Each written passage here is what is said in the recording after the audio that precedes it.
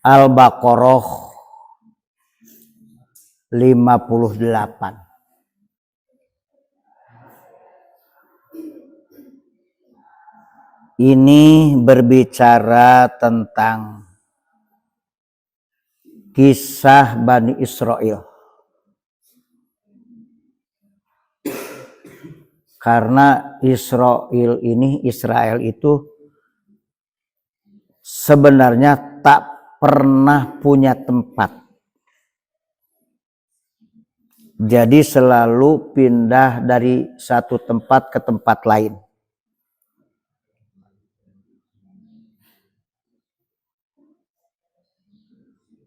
Firman Allah ayat 58. Wa idh qulna, dan ingatlah ketika kami berfirman.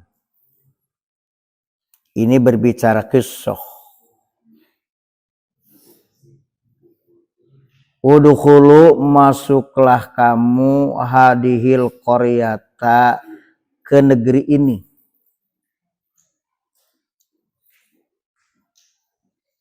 Dalam tafsirnya wa idkulna lahum, ingat ketika kami berfirman kepada mereka. Mereka yang dimaksud adalah Bani Israel. Sebenarnya arti Israel itu adalah sebuah gelar yang Allah berikan kepada Nabi Yakub. Nabi Yakub itu gelarnya adalah Israel. Keturunannya jadi Bani Israel.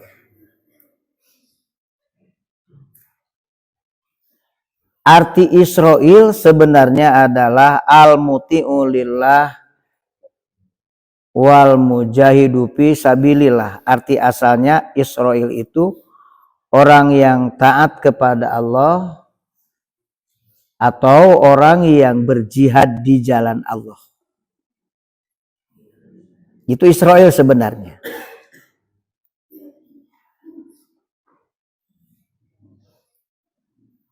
Tapi yang paling menonjol dari Israel itu adalah Yahudi.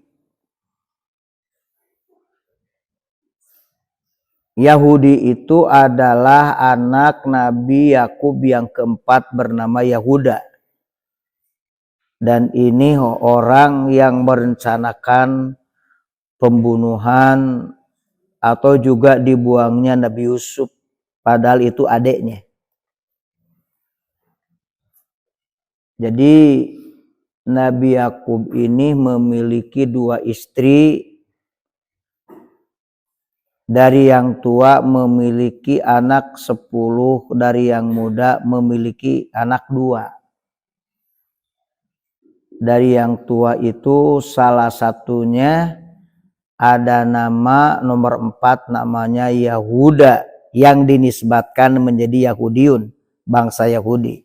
Itu yang paling menonjol karena itu adalah cicit buit di mana keruksakan Bani Israel.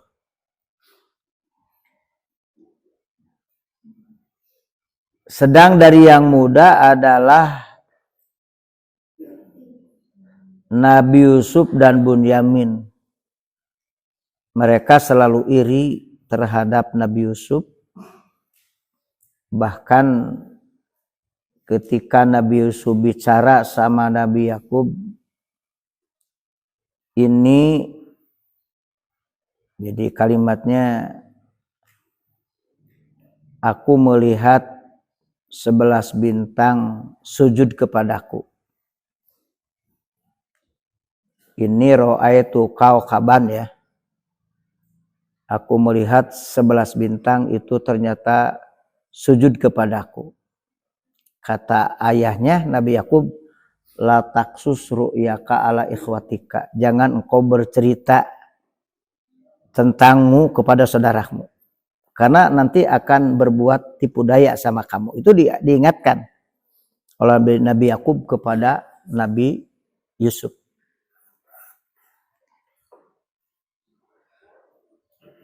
Nah, setelah disebutkan di sini, kami berfirman kepada Bani Israel ba'da khurujihim, setelah keluarnya mereka ilatihi, dari tih. Ini sebuah tempat tih itu. Jadi pindah ya, berarti keluar dari tempat bernama tih. Udhulu, silakan kamu masuk hadihil qaryata, ke negeri ini. Yang dimaksud Baitul Muqaddasi, Baitul Maqdis, Palestina, Yerusalem itu, Yerusalem. Nah, sekarang kenapa awalnya mereka hanya tamu, pendatang, karena belas kasihan orang Yerusalem, karena belas kasihan yaitu orang-orang Palestina, mereka boleh tinggal, akhirnya mereka mencaplok Palestina, ya begitu. Itulah dikasih hati minta jantung. Al-Ariha atau Ariha, dan kita tahu bahwa Baitul Maqdis itu adalah tempat di mana Rasulullah di situ mulai Isra Mi'raj. Karena ada 3 masjid yang disebut dalam hadis. 1 Masjidul Haram, 2 Masjid Nabawi, dan ketiga Masjid Aqsa. Masjidil Haram itu berarti berada di Mekah Al-Mukarramah, Masjid Nabawi di Madinah Al-Munawwarah, dan Masjid Aqsa berada di Palestina. Nah, kata Nabi, kalau sholat di Masjid Haram 100.000 lipat, di Masjid Nabawi, di masjidku, kata Nabi, 1000 lipat, dan di Aqsa 500 lipat pahalanya. Jadi sebenarnya Bani Israel ini adalah bangsa yang tidak memiliki tempat pipinahan mereka itu kadir. Nah, dari tih pindah ke Baitul Maqdis, dikasih kesempatan tinggal di situ. Awalnya hanya tinggal sementara, lama-lama jadi menguasai Palestina, yang sekarang pun mereka berusaha untuk mencaplok Palestina. Ini kita bisa lihat. Dan ini pasti panjang sejarah ya. Sekarang Palestina yang terus-menerus digempur oleh Israel habis-habisan. Mereka memang bersekutu dengan Amerika dan juga dengan negara Eropa yang lainnya. Hanya melawan, bisa disebut bagian dari Palestina itu Gaza yang diperebutkan, Gaza yang terus-menerus digempur oleh mereka. Maka firman Allah dalam ayat ini, pakulu minha. Ini Yahudi ini, Israel ini benar-benar diberikan nilai tambah oleh Allah. Silakan kamu memakan minha, apa yang ada di Korea tersebut. Makanan yang ada di Korea, makanan yang ada di Baitul Maqdis. Hai susitum rogodan, hai susitum, yaitu sekehendak kamu, rogodan sepuas-puasnya, wasian sabebas-bebasna, la hajropihi, tidak ada batasan, silahkan kamu makan, minum sepuas kamu tanpa batasan. Nah, di sini wadkhulul baba, silakan masuk kamu ke pintu. Jadi masuk pintu Baitul Maqdis. Babaha, yaitu pintunya, sujadan, dalam keadaan sujud. Maksud sujud di situ munhanina, dalam keadaan menunduk. Ya, asupna kudu menunduk, teu meunang sombong. Kamu kan bukan pribumi, tamu, tamu itu harus mengikuti pribumi. Jadi kalau si paus datang ke Indonesia, hormati tata cara yang ada di Indonesia. Tidak boleh orang Indonesia mengikuti kehendak paus. Siapapun tamu harus mengikuti kehendak tamu, bukan pribumi tak tunduk pada tamu. Nggak ada itu sejarahnya. Hanya di Indonesia yang ada. Wakulu, dan katakan oleh engkau. Tentang apa? Tentang masalah tanah, tentang masalah-masalah kita. Yang diperintahkan itu khitotun, kata khitotun. Kata khitotun itu adalah kata di mana di situ permintaan untuk diampuni dosa-dosa. Nanti di ayat berikutnya mereka mengubah, bukan khitotun yang mereka katakan. Ini Yahudi bukan main ini. Bani Israil ini bukan main ini. Piomongunana. Bukan mengatakan khitotun, tapi mereka mengatakan hintotun.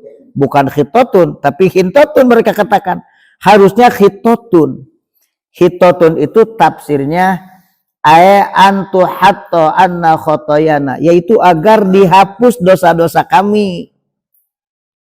Masuk ke pintu Baitul Maqdis dalam keadaan menunduk sambil meminta, ampunilah dosa-dosa kami. Itu khitotun, itu kalimat tentang pengampunan dosa. Mereka ubah, bukan khitotun tapi hintotun. Hintotun yang berarti meminta gandum. Jadi bukan minta diampuni dosa, minta gandum. Itu kan Yahudi mengubah. Itulah Bani Israil kalakuan anak itu. Nah, ini yang harusnya kalimat khitotun yang diucapkan malah mereka mengatakan hintotun. Khitotun itu pengampunan dosa, kalau hintotun minta gandum. Sama di kita juga. Minta pendidikan gratis, minta makan gratis. Harusnya pendidikan gratis, bukan makan siang gratis. Sama Yahudi juga begitu. Harusnya minta diampuni dosa, bukan minta gandum, minta makanan. Sama kan? Sama itu. Khittatun itu antu hatta anna khotoyana, agar dihapus dari kami dosa-dosa kami. Karena banyak sekali dosa-dosa Bani Israil itu. Tapi mereka bukan mengatakan khittatun tapi hintotun. Gandum itu artinya kalau hintotun. Nagbir, kami pasti akan mengampuni. Jadi kalau mereka mengatakan khittatun berarti minta pengampunan dosa, oleh Allah akan dihapus dosa-dosanya. Tapi mereka tidak mengatakan khittatun, malah hintotun mengatakannya. Wapi kiraatin, dan dalam suatu bacaan yaitu bil ya'i, dengan ya. Kalau dengan ya gepir. Ya. Ikan ieu mah kunun nagbir. Lamun dengan ya gepir, Allah akan mengampuni. Lamun nagbir berarti mutakalim. Ya, mutakalim. Kami langsung, Allah akan mengampuni. Kami akan mengampuni. Kalau yagbir, Allah akan mengampuni. Watai, dan tak takbir, engkau ya Allah akan mengampuni. Mabnian, dimabnikan, lil maf'uli, untuk maf'ul bihima pada keduanya. Jadi kalau kalimat bil ya'i watai, yagbir atau takbir, itu ada objeknya. Ada, kalau Allah yang mengampuni berarti ada yang diampuninya. Itu ada objek. Ya, ada objeknya. Dalam suatu bacaan wa fi qiraatin bil ya'i wa ta'i. Kalimat nakbir bisa yakbir, bisa takbir. Kalau nakbir kami mengampuni, kalau yakbir Allah mengampuni, kalau takbir engkau ya Allah mengampuni. Sama itu. Lakum kepada kamu khotoyakum, kesalahan-kesalahan kamu. Jadi kalau permintaan anak ingin diampuni dosa, diampuni kesalahan, oleh Allah akan diampuni segala kesalahan-kesalahannya. Namun sayang, Bani Israel tidak mengatakan khittatun, tetapi mereka mengatakan hintatun. Ini kurang ajarnya Bani Israel. Wasanajidu, dan kami pasti akan menambah pahala al-muhsinina kepada orang-orang yang berbuat kebaikan bitta'ati, dengan menjalankan ketaatan, secara otomatis sawaban akan mendapatkan tambahan pahala.